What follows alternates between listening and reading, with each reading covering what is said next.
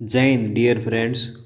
आपके अपने चैनल पर स्वागत है। मैं कामना करता हूँ आज आप कुछ अच्छा सीख के जाएंगे जो आपके आने वाले एग्जाम में लाभदायक होगा। ये अपनी हरियाणा जी के चली हुई है।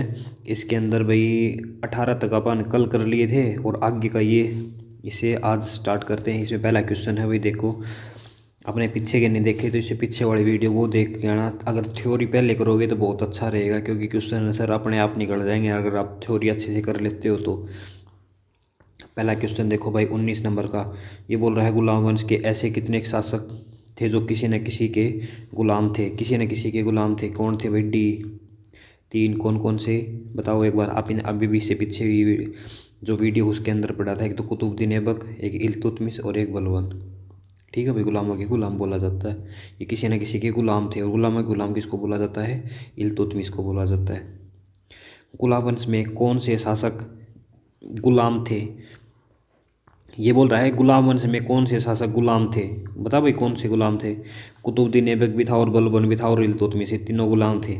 आगे देखो, गुलाम वंश का कौन सा शासक गौरी का गुलाम था? गौरी का भाई कुतुबुद्दीन ऐबक था भाई, गौरी का तो। और कुतुबुद्दीन ऐबक का इल्तुतमिश हुआ है और इसका बलबन हुआ है, रजिया इसकी लड़की थी। मोहम्मद गौरी ने गुलाम कौन कौन थे? मोहम्मद, ये बोला मोहम्मद गौरी के गुलामों के नाम क्या क्या थे? तो भाई इसका यो कुतुबुद्दीन ऐबक, कुबाचा, यालदोज, बख्तियार खिलजी, ये सभी इसी के थे। मोहम्मद गौरी का सबसे प्रिय गुलाम कौन सा था भाई? कुतुबुद्दीन ऐबक था, जब भी इसको दिल्ली सल्तनत दे के चलाया गया था भाई। गुलाम वंश का संस्थापक किसको माना जाता है? कुतुबुद्दीन ऐबक गुलाम वंश का है।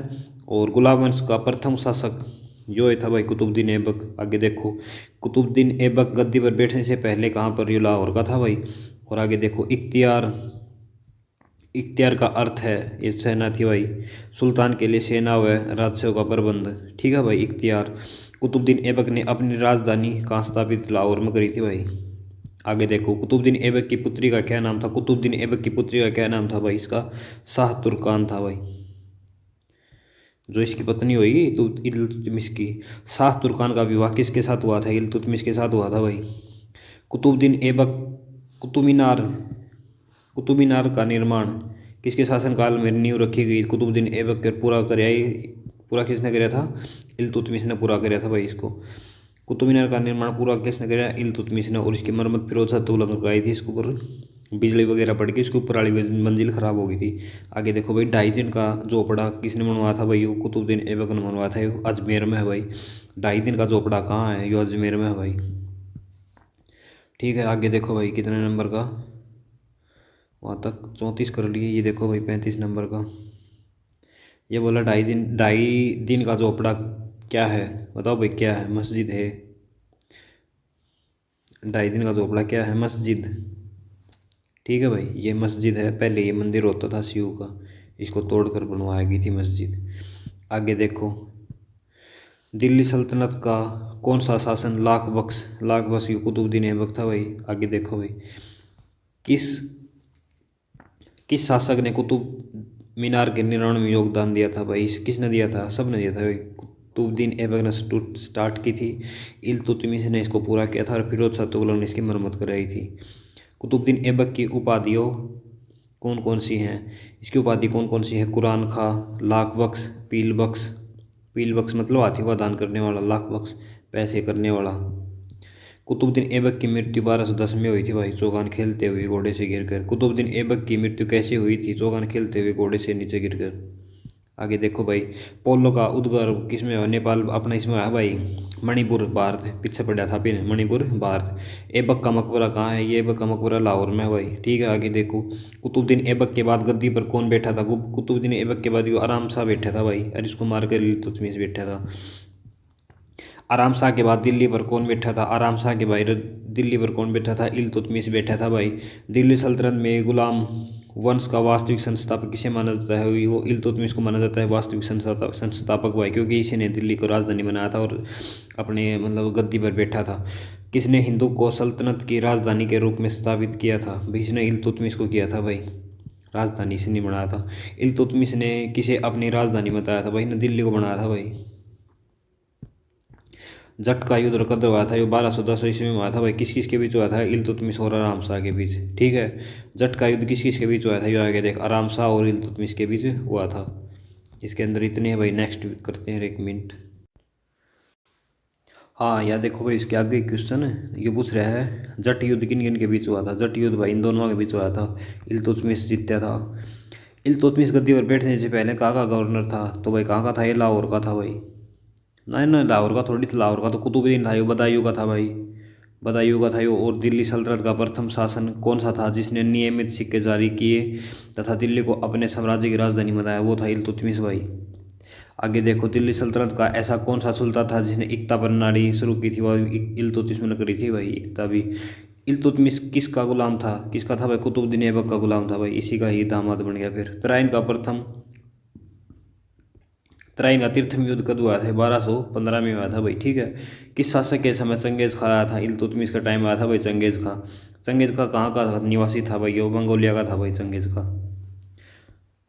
इल्तुतमिश ने किस विभाग की स्थापना की थी? विदेश विभाग, वित्त विभाग और पत्र विभाग, सभी की थी भाई। अमीर ए आखुर विभाग किसको की स्थापना किसने की थी? अमीर ए आखुर इल्तुतमिश के द्वारा की गई थी। दिल्ली का प्रथम मुस्लिम शासक कौन था? तो वो कौन था भाई? कुतुबुद्दीन ऐबक, मुस्लिम शासक। अच्छा अच्छा, दिल्ली में बैठने वाला ये इल्तुतमिश था भाई, पहला कुतुबुद्दीन, लेकिन वो लाहौर में रहा था ना, दिल्ली बतियो बैठा था। आगे देखो, गुलामों का गुलाम किसे कहा जाता है? कुतुबुद्दीन ऐबक को गुलामों का गुलाम। अच्छा अच्छा, ये बोल रहा है, 1 मिनट भाई, ये बोल रहा है गुलामों का गुलाम किसको बोला जाता है? इल्तुतमिश को बोला जाता है। ये कुतुबुद्दीन का था, कुतुबुद्दीन गौरी का था। ठीक है, आगे देखो भाई, दिल्ली का कौन सा सुल्तान मंगोल नेता चंगेज खा का समकालीन? चंगेज खा इल्तुतमिश का टाइम आया था, दियो इसका समकालीन होगा भाई। चंगेज खाल का मूल नाम क्या था इसका भाई? तेमुचीन था भाई मूल नाम। आगे देखो भाई, इक्ता प्रणाली शुरू करने वाला दिल्ली सल्तनत किसने करी थी भाई? इक्ता प्रणाली इल्तुतमिश के द्वारा की गई थी। इसके देखो भाई आगे के क्वेश्चन 65 नंबर से। इल्तुतमिश के कार्य निम्नलिखित में से कौन कौन से थे भाई? इसने मकरों का निर्माण करवाया था, मुद्रा बनाने के लिए टकसाल बनाई थी, और सुल्तान ए गड्डी का निर्माण कराया था, उपरोक्त से भी। इल्तुतमिश की पुत्री का क्या नाम था? इसकी पुत्री का नाम रजिया सुल्तान था, जो कि कत्ल में मर गई थी भाई। और इल्तुतमिश की मृत्यु कब हुई थी? इसकी 36 में हो गई थी भाई। ठीक है, आगे देखो, इल्तुतमिश के बाद गद्दी पर कौन बैठा था? इसका भाई बैठा था भाई, वो नुकुरुद्दीन। किसका? रजिया सुल्तान का। लेकिन यो ऐसे ही फद्दू था, तो इसको जल्दी ही उतार दिया भाई। तो ये रुकनुद्दीन के बाद गद्दी पर कौन बैठा? तो या रजिया सुल्तान बैठी थी भाई। आगे देखो, रजिया सुल्तान दिल्ली की गद्दी पर बैठने की सहायता किसने की थी? किसने की थी भाई? ये तुर्कों ने करी थी, और इन्हीं के द्वारा इसको बाद में उतार दिया गया था भाई नीचे। रजिया सुल्तान बेगम को सत्ताच्युत करने का किसका हाथ था भाई? किसको हटाने का किसका हाथ था? ये तुर्कों का हाथ था भाई। आगे देखो, रजिया सुल्तान बेगम का शासनकाल कब रहा? 1236 से 40 तक रहा था भाई। और दिल्ली सल्तनत की प्रथम महिला शासिका रजिया सुल्तान थी भाई। ठीक है, आगे देखो भाई, रजिया सुल्तान ने अमीर ए आखुर किसे नियुक्त किया था? याकूत को किया था भाई, अमीर ए आकूत। ठीक है, रजिया सुल्तान का विवाह किसके साथ हुआ था? अल्तुनिया के साथ हुआ था। रजिया सुल्तान का विवाह अल्तुनिया के साथ हुआ था, जो कि कहाँ का था? पटियाला का था। अभी ना अभी ऊपर पड़ा था अभी अभी। और रजिया सुल्तान की मृत्यु 44 में हुई थी ना, 40 में हुई थी। कहाँ? कैथल में। रजिया सुल्तान का मकबरा कहाँ है? कैथल के अंदर है भाई रजिया सुल्तान का मकबरा। बलबन का पूरा नाम क्या था? इसका पूरा नाम था गयासुद्दीन बलबन। गयासुद्दीन बलबन। आगे, गोपालगिरी किले का निर्माण किसके द्वारा किया गया था? बलबन के द्वारा किया गया था। और कहाँ पर है? गुरुग्राम के अंदर, याद रख लेना भाई। गोपालगिरी का किला कहाँ पर है? गोपालगिरी का ग्राम गुरुग्राम के अंदर है। ठीक है, इसके नेक्स्ट देखते हैं भाई कितने बनेंगे। और नेक्स्ट है भाई 81 नंबर का टॉप 92 है इसके अंदर टोटल। बलबल ने लौह और रक्त की नीति किसके विरुद्ध अपनाई थी? किसके विरुद्ध अपनाई थी भाई? इसमें मेवातियों के खिलाफ, मेवात के खिलाफ लौह और नीति की अपनाई थी। बलबल ने मेवात पर कब आक्रमण किया था? 1266 ईस्वी में किया था। ठीक है, 65 में बना था ये राजा, तो 65 में बलबन गद्दी पर बैठा था। उससे पहले तो ये अपना युद्ध कर गया था 1266 ईस्वी में। 1266 बलबन ने मेवातियों पर द्वितीय युद्ध आक्रमण कब किया था? द्वितीय 65 में गया था, पहला 66 में कर गया था, फिर 65 में गया था भाई। ठीक है, आगे देखो, बलबन की उपाधि कौन सी थी? कौन सी उपाधि थी भाई इसकी? जिल्हे ए इलाही। जिल्हे ए इलाही। जिल्हे ए इलाही का अर्थ है खुद को अल्लाह मानना। वही खुद को अल्लाह मान्या करता है। तुर्कान ए चहगानी को समाप्त किसने किया था? तुर्कान ए चहगानी को किसने समाप्त किया था? तो ये बलवान ने कराया था भाई चहगानी को। ठीक है, चहगानी कौन सी होगी पता होगा क्या आपने? दोआ इकता कौन इकतार चलाया थे ना, 40 का ग्रुप था, उसको समाप्त कर दिया भाई इसने। दिल्ली सल्तनत के किस शासन ने नवरोज़ त्यौहार शुरू किया था? नवरोज़ त्यौहार किसने? बलबन के द्वारा किया गया था भाई। ठीक है। और आगे देखो, बलबन के दो कौन कौन से प्रथाएं शुरू की थी?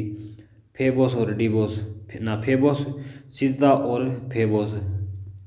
ठीक है। आगे देखो, बचपन बलबन ने हरियाणा में जंगल क्यों कटवा दिए थे? क्यों कटवा दिए थे भाई बताओ? मेवातियों का निपटारा करने के लिए जंगल कटवा दिए थे भाई। मुगल वंश का अंतिम शासक कौन था? मुगल वंश का अंतिम शासक कौन था? समरुद्दीन कैमूर। आगे देखो भाई, हरियाणा बलबन ने हरियाणा में कितने इक्ते थे? कितने इक्ते थे हरियाणा में? अंदर दो थे भाई। बलबन के हरियाणा में कौन कौन से इक्ते थे? कौन कौन से थे भाई? सोनीपत और कैथल। सोनीपत कैथल इसके दोनों इक्ते थे। ठीक है, 92 हो गए भाई कंप्लीट। इसके आगे के जो इसके टॉपिक है वो नेक्स्ट वीडियो में करेंगे। अगर आपको वीडियो अच्छी लगी हो तो लाइक और कमेंट करें, और कोई कमी लगी हो लाइक और सब्सक्राइब करें, और आपको कोई कमी लगी हो तो कमेंट के ज़रिए आप बता सकते हैं। धन्यवाद आपका बहुत बहुत वीडियो देखने के लिए।